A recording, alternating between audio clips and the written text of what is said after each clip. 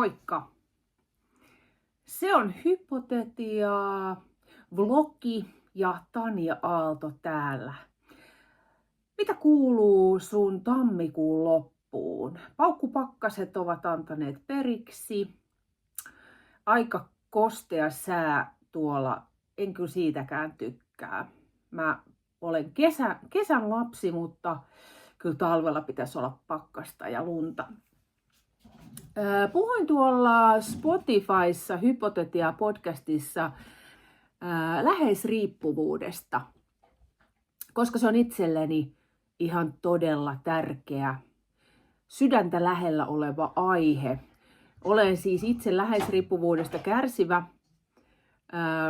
päihdeperheessä kasvanut tyyppi ja se on mun selviytymiskeino, niin kuin se aina on.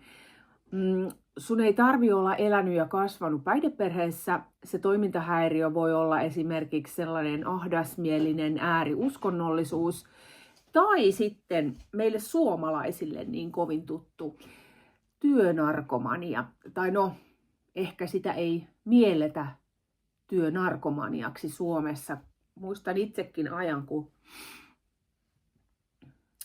saatoin tehdä 5 eri työtä yhtä aikaa, siis olla 4 eri palkkasuhteessa ja sen lisäksi vielä yrittäjänä. Tässä maassa kannustetaan siihen, että pitää tehdä koko aika enemmän ja isommin. Mä toivon, että siitä pikkuhiljaa päästään. Läheisriippuvuus, se on mun mielestä mielenkiintoinen aihe. Erityisesti sen takia itselleni, kun oivalsin sen, että miten se läheisriippuvuus mussa, se, että mä oon vahvuuteen sairastunut aikanaan, kulkee mun mukana roolista toiseen. Eli se ei ainoastaan ole sen ilmiön ympärillä, jossa läheisriippuvuuteni ikään kuin syttyy, vaan se tulee mukanani kauppaan, kirjastoon ja vaikka tuonne uimahalliin, jonne olen kohta taas matkalla. Eli se on semmoinen rooli, mikä ihan silleen vaivihkaa ja salaa herää muussa tilanteissa, kun mun tarvii selviytyä.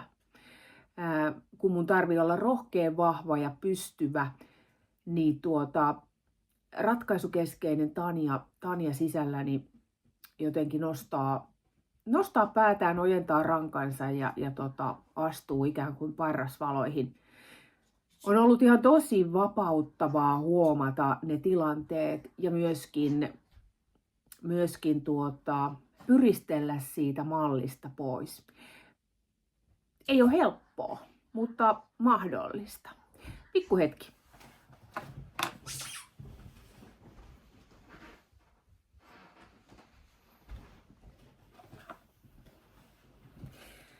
Saatoit miettiä, että mikä ähinä ja puhina tuolla kuuluu taustalla, niin se on tällainen pieni karmakoira.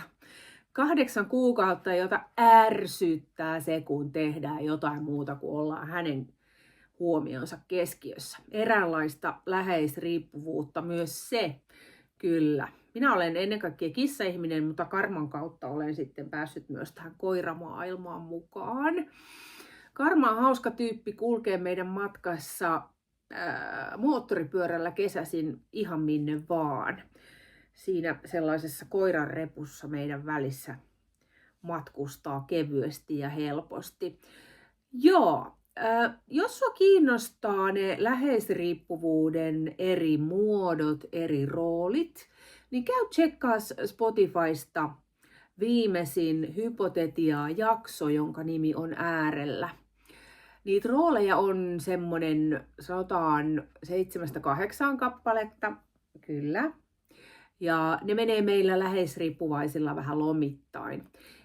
Eli vaikka mä olen niin sanottu vahvuuteen sairastunut kontrolloija ja semmoinen käänteinen riippuvainen, niin mä olen myös se hoivaaja. Alistuja hyvin harvoin, koska se tavallaan se vahvuus kumoaa sen alistujan sisälläni, mutta ja marttyyriksi minä en rupea. Suorittaja kylläkin, mutta käy kuuntelemassa se Hypotetia siellä Spotifyssa ja jätä vaikka joku kommentti sinne, että mitä mieltä olit jaksosta ja myöskin sinne voi niitä aihe-ehdotuksia laittaa. Karma kulkee mukana, kyllä, sinä olet oikeudenmukaisuuden laki.